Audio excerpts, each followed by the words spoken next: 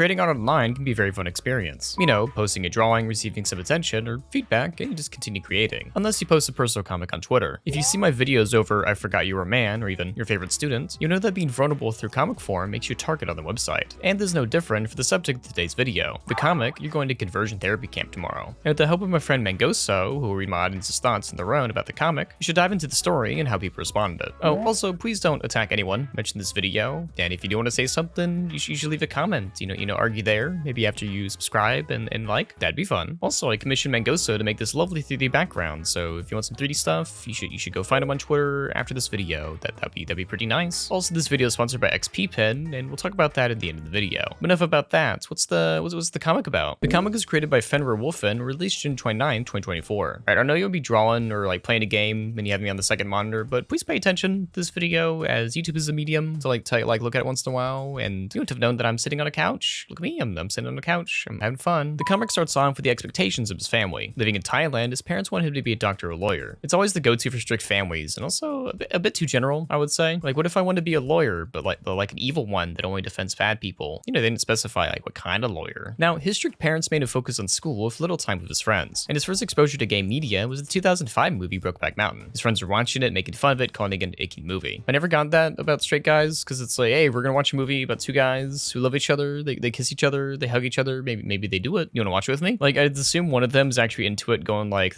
that's totally gross, right? Like, you don't like it unless you do. Unless maybe you wanna try it out, you wanna recreate a scene. Unless it's icky, unless you don't like it at all, but like, maybe you wanna try it out. But Fenrir would find out that he does like men, and people did not want to hear that. He would even have to suppress his feelings to hide them from his parents. It was thanks to Google, or Giggle, as drawn in the comic, and he found online communities and accepted himself as gay. If you look on screen in his college years, people were supportive, saying, I've always wanted a gay friend, and other stuff. Gotta be real, a person being gay changes very little in a friendship, except maybe less gay porn memes being sent between people, less of them. But his parents did not accept him, saying that they were going to take him to conversion therapy camp and that they cured his uncle. We will circle back to that part, but as preface, it doesn't work as cited by most doctors ever. Fenrir would leave his home early next day into the apartment lease he signed and never look back. As it turned out, the story was actually from 10 years ago rather than something recent. He is still gay to this day and is happy to have shared the story and see people's responses in the comments below. But how did people react to it? Now, unlike the other two stories I mentioned earlier in this video, here there's a majority of people supporting the message, though the odd negative reaction would appear here and there. I mean, a comic thread with over 100,000 likes and 9.2 million views, there's bound to be some negativity. This comment will be documented on Know Your Meme under the Trauma Dump Comics label. It's where I got some of these responses, so it's good that they archived it for the purposes of this video, but also a bit weird that someone's like documenting that kind of stuff on a website where it's like, hey, remember that trauma comic you made?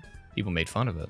They made fun of you. This video is way different because I'm actually defending him. But anyway, there would be the standard affair of reaction memes such as Uncle Runckus from Boondocks and a Fallout character, apparently. One quote tweet posted July 2nd, 2024 from Twitter user Arc509 said, that homeless fat girl really started the most obnoxious trend. That tweet would garner 13,000 likes and over 500,000 views. Referring to this comic I made a video about, and you can watch out this video, but like, I never mentioned the IRL appearance of the person because like, I'm a cartoon talking bunny, so it's kind of like, does it matter? Does it matter? In response to that tweet, one comment said it wasn't nearly as nicely drawn as the Your Favorite Student comic, and they shared a tweet they made about how the victim should have ended up with the sexual harasser as a joke. I think is that a joke? One person asked why it was bad that the Fenrir person made the comic, to which two replies would answer that question. Steppy Time said that it's a faux vulnerability, where they're always the victim of some unrepentant evil, that's specifically curated and framed to make you sympathize with the artist. They continue to say it's annoying when people who experience abuse are rarely in a one-sided entanglement, lastly calling the comic masturbation. Doronophobia said that aside from painting themselves as a faultless victim in a case-by-case basis, that they exclusively want you to feel bad for them. But also there isn't anything wrong with sharing your experience,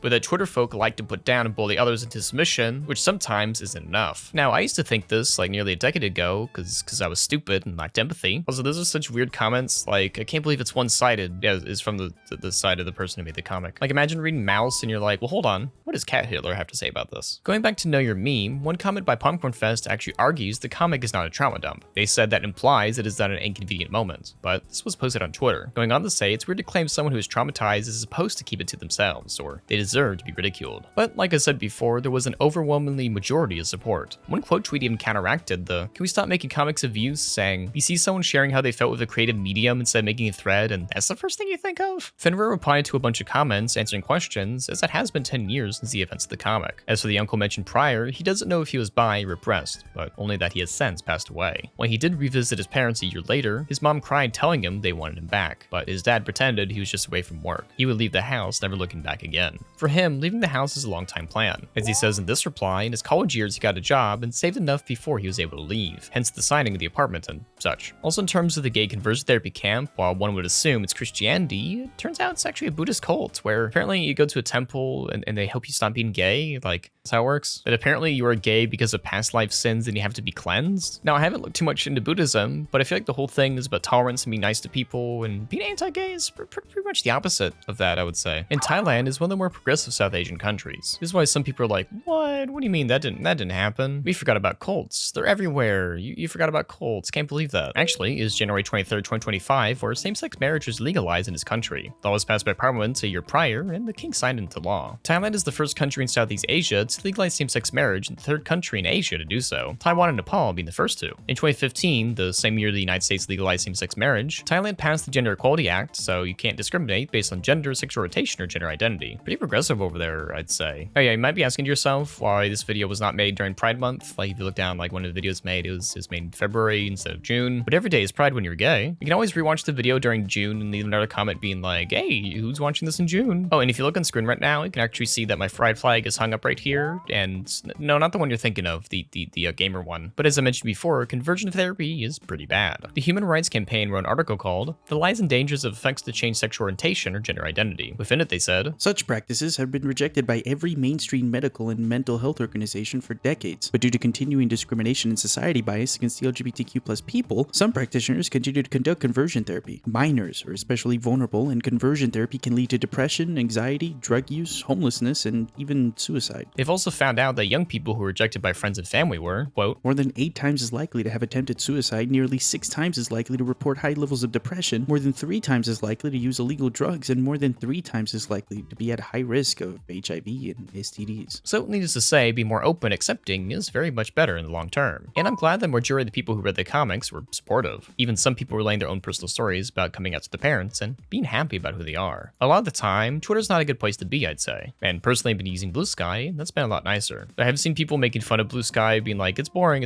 Then I see tweets going, you guys can say you just prefer 24/7 discourse and racist people over a normal app. To each their own, I suppose. Speaking of comments, I actually asked my audience their thoughts, and now Mangoso shall read whatever it is they said over there. I can't wait to see what they said. It's clear this guy had very unsupportive parents if they suggested going to conversion therapy. But this type of highly personal vent art will never be received well by the community Twitter has fostered. It doesn't help that he drew himself as his persona, and this is coming from a fellow gay furry, by the way, as it automatically puts a sour taste in the mouths of people who are uncomfortable around that sort of thing. All in all, I hope the guy keeps making art and isn't discouraged by the negativity. Any hate is just homophobia. The entire comic is about not having supportive parents and threads of being sent torture camps to fix him. I'm not gonna waste brain cells to even think about it if the hate or criticism aimed towards this comic is worth my time. I never read the comic before until now, nor was I aware of the negative reception it got. This comic is about OP realizing he's a gay man and how his parents are highly unsupportive. Conversion therapy is one of the worst things to have to go through. If people look at someone venting about their experiences like that and proceed to make fun of it, well, they're just heartless and, dare I say, homophobic even. Want to see a magic trick? Keep your eyes close to the phone. And just like that, Shiakazing!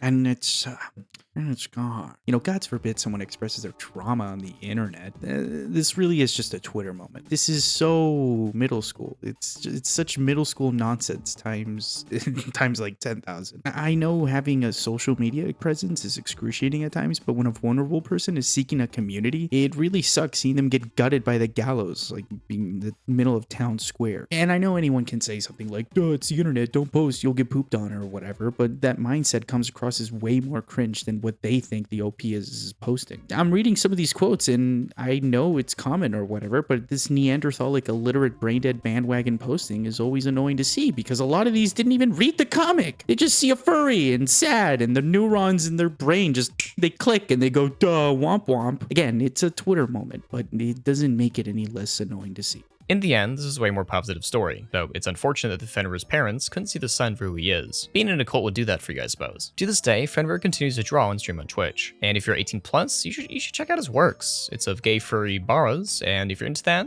now you got a guy for it. There he is. As for me, since the end of the video, I gotta tell you about this XP bin drawing tablets I've been using to draw my character and a bunch of other stuff. As the whole point of the video is to be yourself and to draw more, so you're gonna check out this tablet. So why not be yourself with the Artist 24 Pro 165Hz?